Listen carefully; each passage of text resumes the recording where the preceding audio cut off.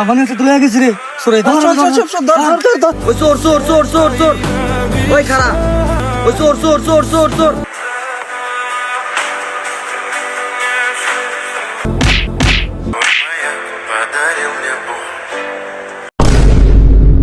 দেখ মামা, আমার কাছে কোনো টাকা পয়সা নাই বুঝছস।